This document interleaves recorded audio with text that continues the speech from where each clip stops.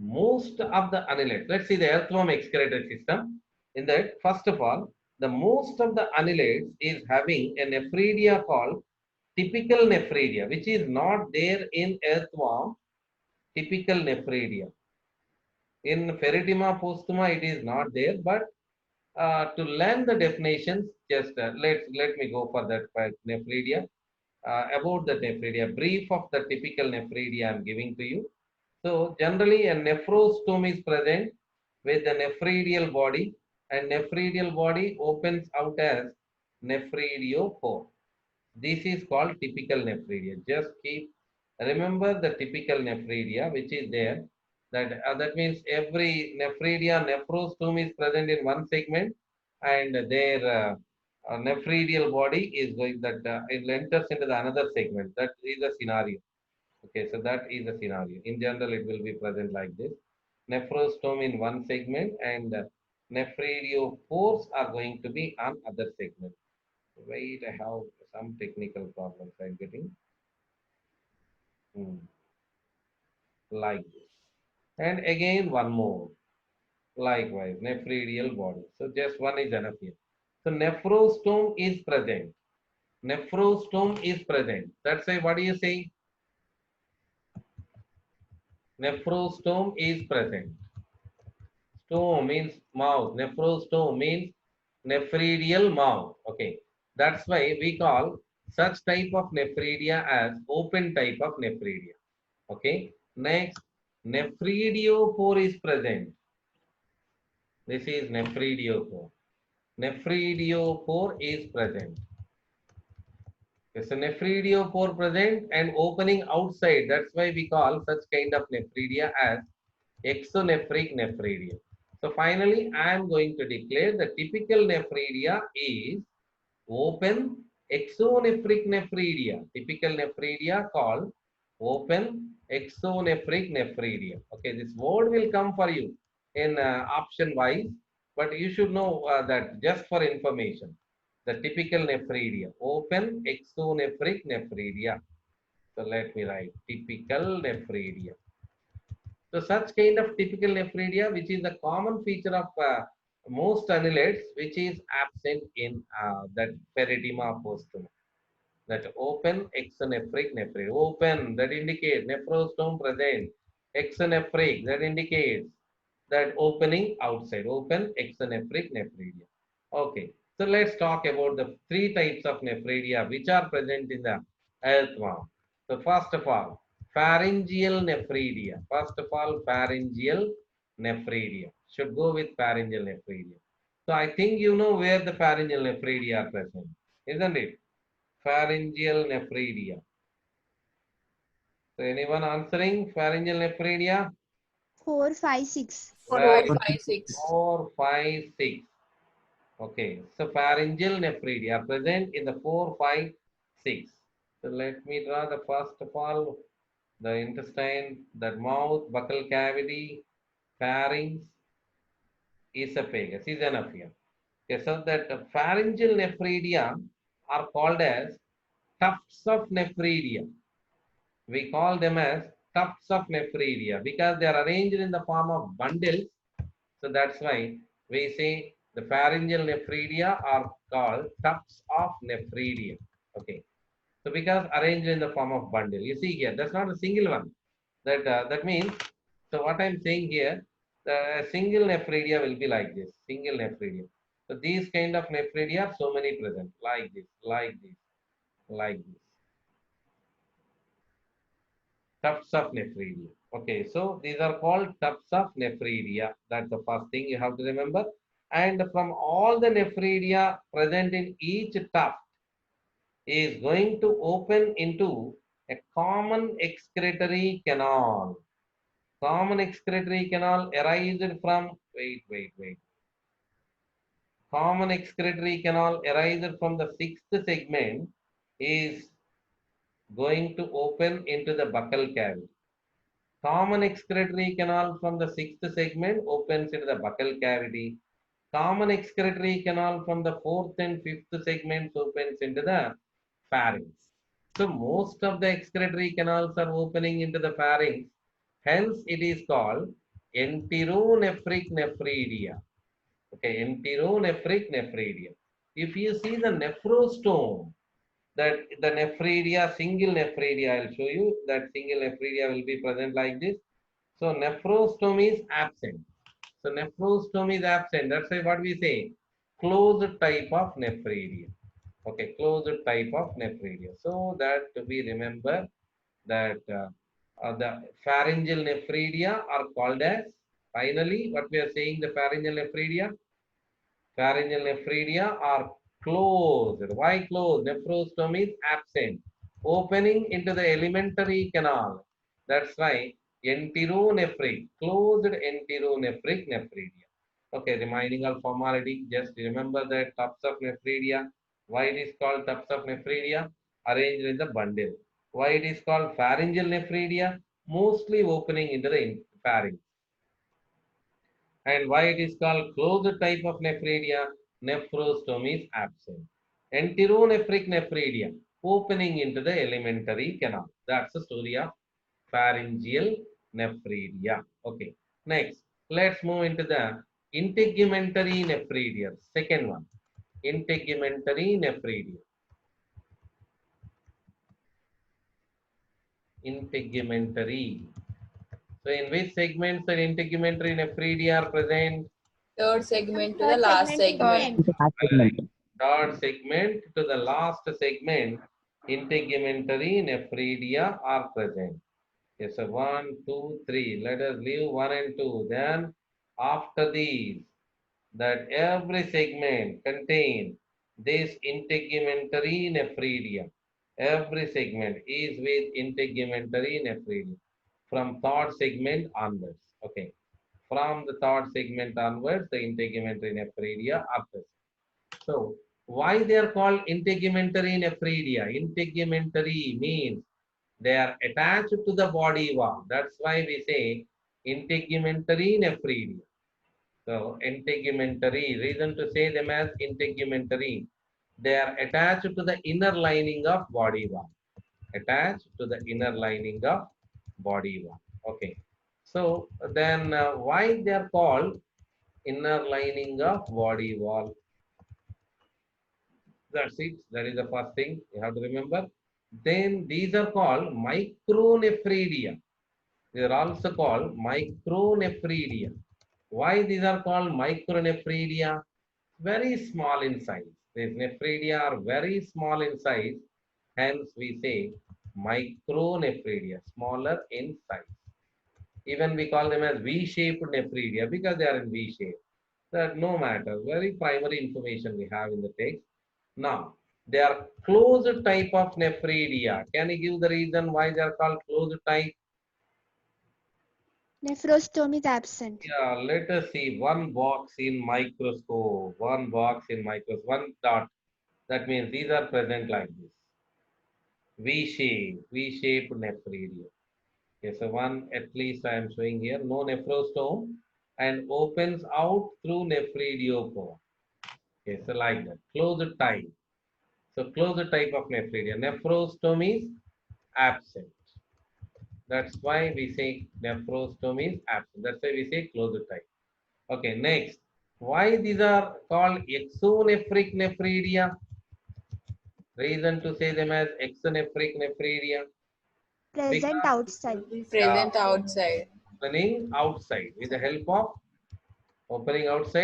of nephrediopores. With the help of nephrediopores. Okay. So the very important thing about the number. Each segment of third segment onwards, each segment where 200 to 300 nephridia, 200 to 300 integumentary nephridia are present. In each segment, 200 to 300 that integumentary nephridia are present. So they are opening outside through nephridiocore. Okay, so likewise, each segment bear 200 to 300. But in clitellar region, imagine where the clitellar region is present, 14, 15, 16, isn't it? In the clitellar region, that nephridia, integumentary nephridia are about 2000 to 2500. 2000 to 2500 integumentary nephridia are present in the three segments of the clitellum, 14, 15, and 16. That is their speciality. Okay, so that's why in the clitellar region, particularly in the clitellar region, the nephridia are called as forests of nephridia. Why the integumentary nephridia are called forests of nephridia? This is the question. What's the answer for this? In general, in every segment, there are about 200 to 300 integumentary nephridia are present. Okay. But in the clitellar region, that these nephridia are present 2000 to 2500, 10 times greater than the remaining segment. That's why the clitellar region is called as, forests of nephridia, is called as forests of nephridia. Okay, the clitellar region said to be as forests of nephridia. This is the story of integumentary nephridia. And next, the last one, the septal nephridia. The third one, the septal nephridia. So that segments with septal nephridia are present. 15 by 16 segment to the last segment. 15 by 16 segment to the last segment, the septal nephridia are present. Okay. The septal nephridia are present from 15 by 16 to the last segment. So the first of all, we'll show why it is called septal nephridia. Septal nephridia, 15 by 16. So this is 15, this is 16. We know already from here intestine is running down. So from 15 onwards, that intestine is running down, isn't it? Here it is. Intestine is running down.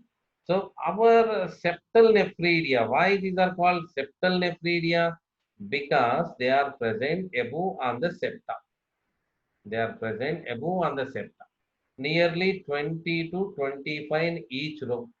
15 by 16, only 2 rows they have. But in the 16th segment, if you see, there are 4 rows. 1, 2, 3, 4. First row, second row, and third row, fourth row.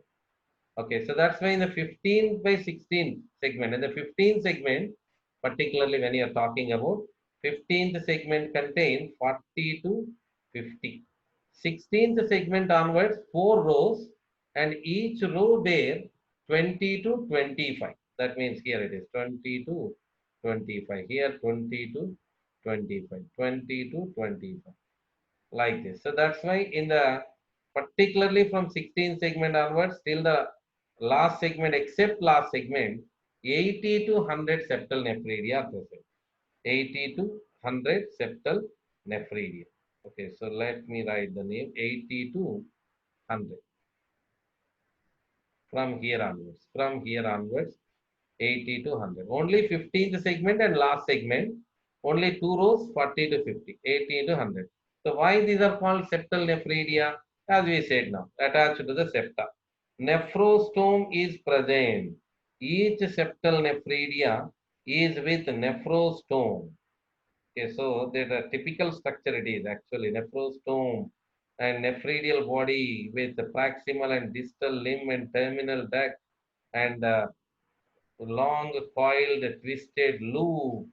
Likewise, no matter that, don't get confused. Just we need to know only there is a nephrostome is present. Nephrostome is present and it opens into the alimentary canal finally. That with the through septal excretory canals, it opens into the alimentary canal. So that's why let us decide some here. So first, what we said, why it is called open type of nephridia? Nephrostome is present. This is the nephrostome. Nephrostome is present. And why it is called enteronephric nephridia? They open into alimentary canal. Alimentary canal. Through the septal excretory canal, they opens into the alimentary canal. That means every nephridia ends as a terminal duct. All the ducts opens into the septal excretory canal. We have a longer sequence, just it's enough for us. Okay. So this is open enteronephric nephridia. Septal nephridia, open enteronephric nephridia. Presence 15 by 16 onwards. Every segment bear 80 to 100. Each segment bear 4 rows. 4 rows are present.